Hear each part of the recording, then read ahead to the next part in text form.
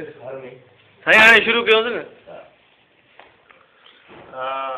First of all, I want to introduce great personality, Chairman of Mansoor Ilaj Foundation, Honorable Nazir Ahmad Channa Sahab, and I expected that he will deliver some important point of view about the Tasawwuf and Mansoor Ilaj. So I want to ask question from Nazir Ahmad Channa Sahab that how do you feel about the Tasawwuf?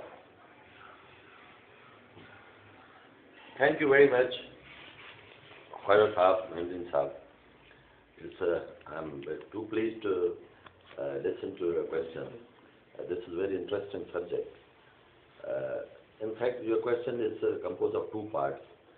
In the first part, you have addressed me as a representative of Mansoor Ilaj point of view. And the next, you have solicited, you see, a definition of mysticism as to how I look at it. You know, mysticism is a very, very interesting and old subject, and it covers a very vast phenomenon. It covers, you see, the present time and space, and it also covers beyond time and space.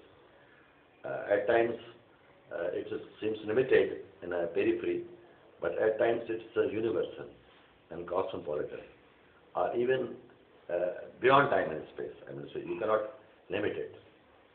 Anyway, what I feel is this, that this is an understanding of your own self. Sufi or mystic, he looks inwardly, he looks in himself, and he seeks love and bliss in himself. And he tries to understand the society and the universe. He addresses questions and he gives replies through looking in his own self. Then, in his own self, he is all the time busy in warding off duality, because he wants to be directly in touch with the reality. So he is suppressing his duality so that he may be in direct contact with the universe and with the master of the universe, the lover of the universe, the progenitor and the creator. So mysticism is capable of different interpretations also. I would like to add, you see, there is no hard and fast rule about mystic thought or Sufism. Some people look toward Sufism just as asthana, or as a place where people sit only and sing and talk of peace and love. Well, that's a part of it. That's a part of it. As such, Sufism is very broad. It is not asthana alone, or sitting and singing music. The music is within yourself. Music is not outside. A Sufi will analyze that music, he will enjoy that, he will understand that, and then he will procreate that music. He is also the creation, and he is also the creator. At times, he engrosses within himself. At times, he procreates what he engrosses within himself for the outer area. He is both. He has got very manifold responsibilities. And the history of Sufism is very vast. You know, if you just analyze the history, so we have to go back to ancient times, much before the pre-Islamic period also. The history of Socrates, Zoroaster, or if you go beyond, the Roman philosophers, Greek philosophers, the Babel people, Assyrians. Then we have got, the Sufis in the Christian period, who fought against the Romans. Then we have got the Sufi, the Christ, the great Sufi, who was the lover of God.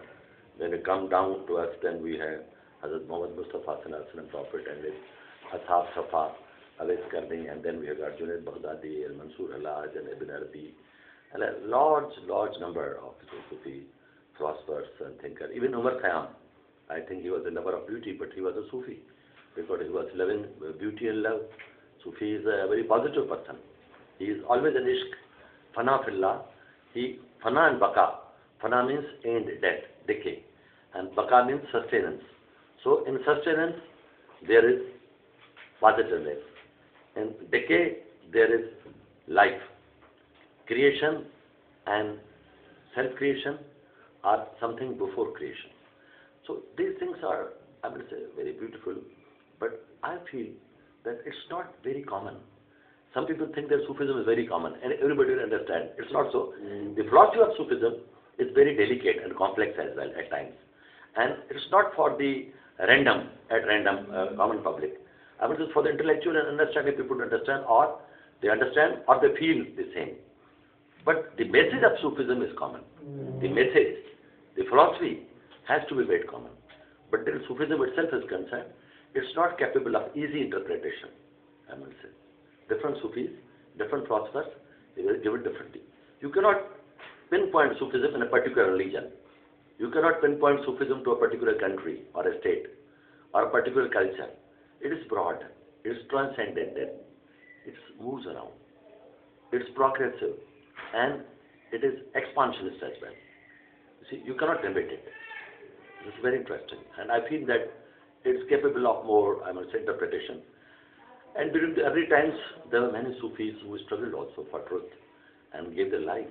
You look at Socrates, he took the poison, he went to death, but he didn't pollute his name in history. You look at Gautam Buddha, he was a great Sufi.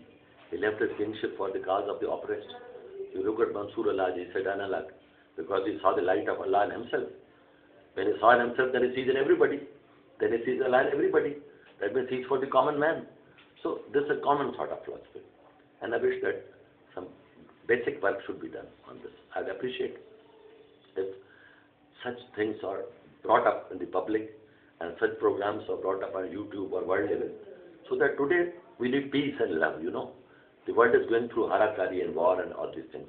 So the Sufism can be a deterrent in the way of violence, but a proper handling of Sufism, not for a lobby or for interest, but for pure humanity.